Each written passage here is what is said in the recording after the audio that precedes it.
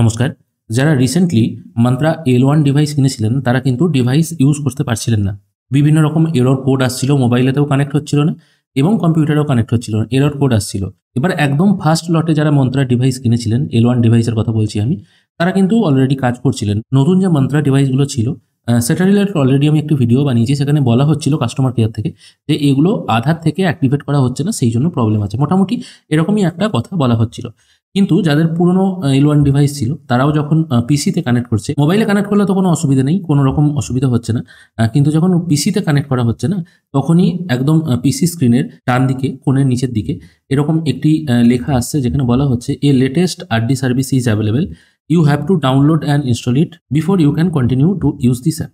মানে যখনই আপনি L1 ডিভাইস আপনার পিসি বা ল্যাপটপে কানেক্ট করছেন, তখনই কিন্তু এই কথাটি লেখা আসছে এবং আপনার ফিঙ্গারপ্রিন্টটাও আলো আসছে না। তাহলে এইরকম অবস্থায় আপনি কি করবেন বা অ্যাপটাই আপনারা কোথা থেকে ইনস্টল করবেন, সেটার পদ্ধতি আজকে আমি দেখিয়ে দেবো। সেই জন্য ডিসক্রিপশনে দেওয়া লিঙ্ক থেকে সরাসরি আপনারা এই ওয়েবসাইটে চলে আসতে পারবেন। একদম এখান থেকেই আপনারা আরটি সার্ভিস পেয়ে যাবেন, আপনাদেরকে খুঁজতে হবে না।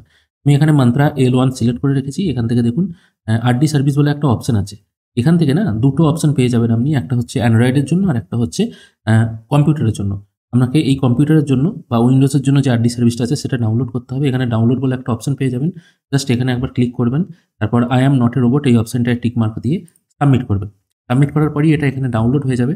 একবার ডাউনলোড হয়ে গেলেই আপনার যে ডাউনলোড ফোল্ডারটি আছে বা যেটা আপনার কাছে ডাউনলোড হলো এটার উপর জাস্ট একবার ক্লিক করবেন। তারপর এরকম একটা পপ আপ চলে আসবে, এটাকে ইয়েস করে দেবেন। যেখানে বলা হচ্ছে আপনার প্রিভিয়াস যে আরডি সার্ভিসটা ইনস্টল ছিল আপনার পিসিতে, সেটা প্রথমে আনইনস্টল হবে, তারপর নতুন ভার্সনটা ইনস্টল হবে। আপনাকে আগে থেকে কোনো কিছু আনইনস্টল করার দরকার নেই।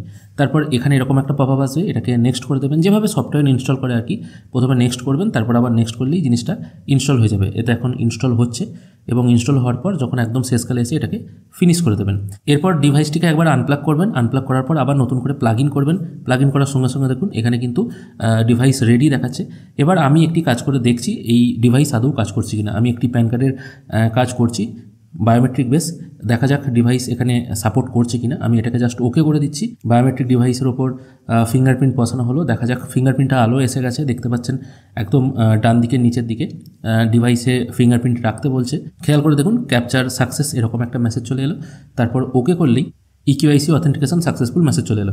তার মানে এটুকু বোঝা যাচ্ছে যে ডিভাইস এখন কাজ করছে। যাদের পুরনো ভার্সনের আরডি সার্ভিস আছে তাদের কিন্তু এই নতুন ভার্সনে আপগ্রেড করতে হবে, তবেই কিন্তু আপনি কাজ করতে পারবেন। এখানেও দেখুন ডিভাইস দেওয়া আছে মান্ত্রা L0 MFS 110। এই ডিভাইসেই আমি কিন্তু কাজ করছি। আমি সেকেন্ড টাইম আবার আধার নাম্বার পুট করে স্ক্যান করব, তখনও দেখুন ফিঙ্গারপ্রিন্টটা আলো আসছে। এই নতুন আরডি সার্ভিস বা লেটেস্ট ভার্সনে আপনি যদি আপগ্রেড না করেন তাহলে কিন্তু আপনি কোনো রকমভাবেই কাজ করতে পারবেন না। এই ছোট্ট আপডেটটুকুই আপনাদেরকে দেওয়ার ছিল।